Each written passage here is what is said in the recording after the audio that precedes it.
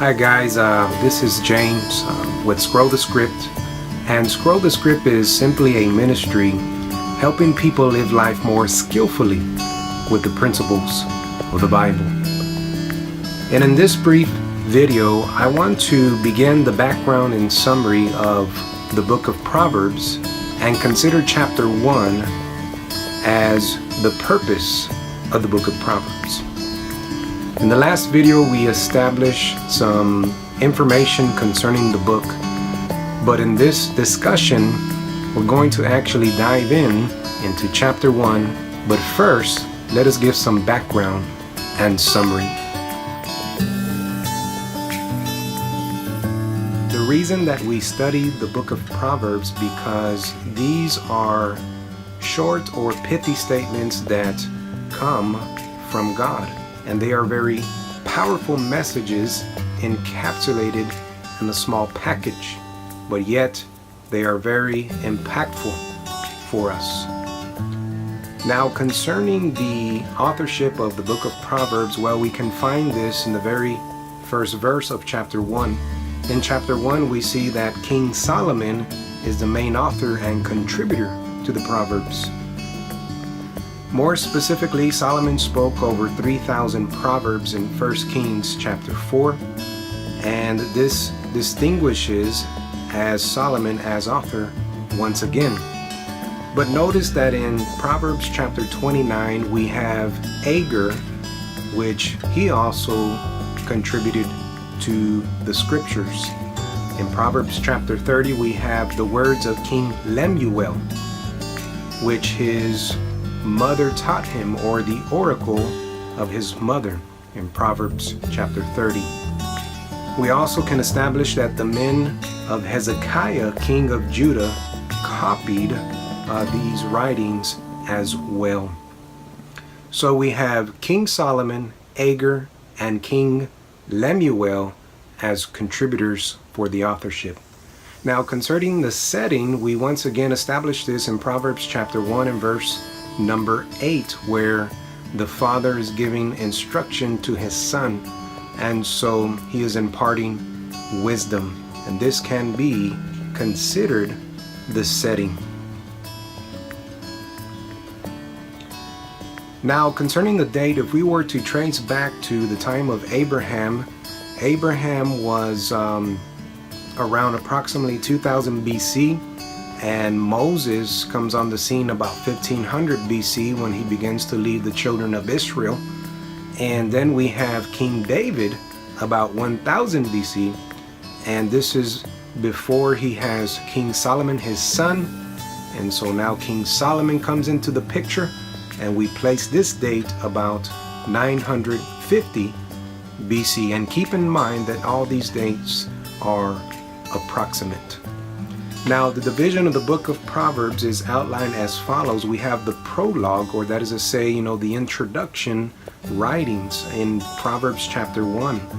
And this would probably take place to about chapter 8 or 9, where this can nicely be divided into the call of wisdom, or to take up wisdom.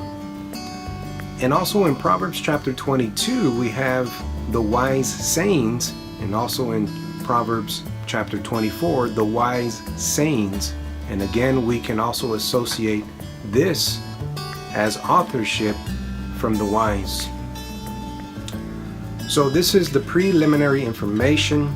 And now that we have established some of the authorship, the setting, and the date, let's go ahead and dive into Proverbs chapter 1.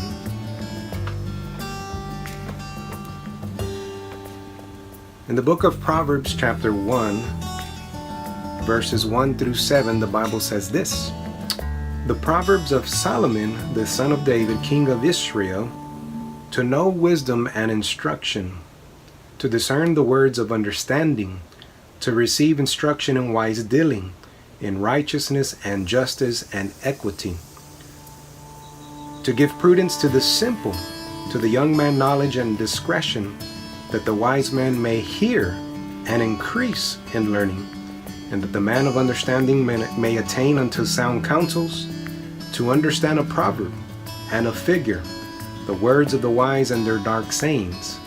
But notice the theme of the book of Proverbs as we are discussing the purpose in verse number 7. The fear of Jehovah is the beginning of knowledge, but the foolish despise wisdom and instruction. This nicely divides the purpose of the book of Proverbs, but there are a couple of things that I want to draw out concerning this section. Notice that the Proverbs is good for the people that are simple. These are the people that simply are not caring for certain situations. They simply walk on. They don't care about the consequence. They make impulse decisions, and then later on, sometimes we have all fallen victim of these things, and we make bad decisions. Well, the Proverbs says that it is good for the simple. And another area that the Proverbs are good for is for the wise. Sometimes people, they do reach a point of, education, and they are successful, and they have enough information and knowledge for what they are doing, and they don't feel that they need to learn anymore. Well, the Bible, warns us of this, that even the wise can increase in learning. But notice the most important thing in the purpose of the book of Proverbs, and that is verse number 7. This is the theme. This is the beginning of wisdom or knowledge. That the fear, that word fear there makes reference to respecting God. And I know that we have all fallen short. We all sin. We come to those points where we don't feel adequate spiritually, but we need to make an effort, to respect God.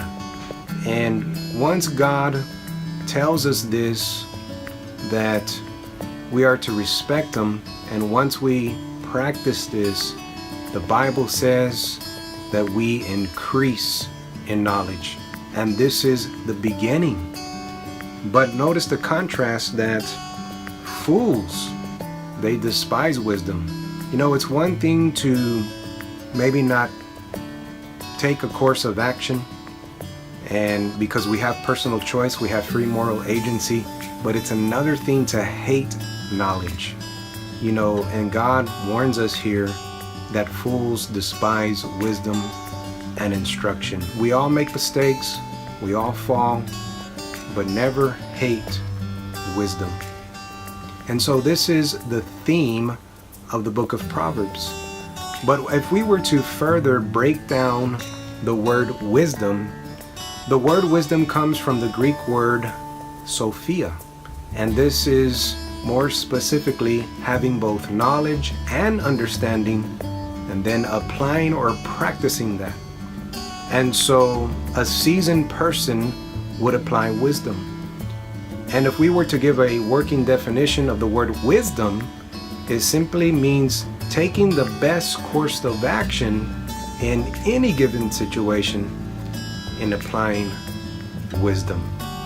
So what have we seen in this brief informal video? In just the first 7 verses of the book of Proverbs chapter 1, we see that Solomon is the author. We notice that the Proverbs are good for the simple and also for the wise. We gave a little bit of background and summary that it is taking place in the unit of the home, where a father or a mother is giving us instruction to his or her son. So remember, these are brief video lessons that we are continuing to develop, throughout the month of May, and I will continue to break down these verses, and perhaps we will give a little bit more examples concerning this wisdom book. If you haven't already, please subscribe to Scroll the Script video channel. This will be located in the link on this post, and where you can keep up with this free video content. Everything we present is free, and it is for all of us. And remember, I'm James with Scroll the Script, and Scroll the Script is simply helping people live life more skillfully with the principles of the Bible. Thank you.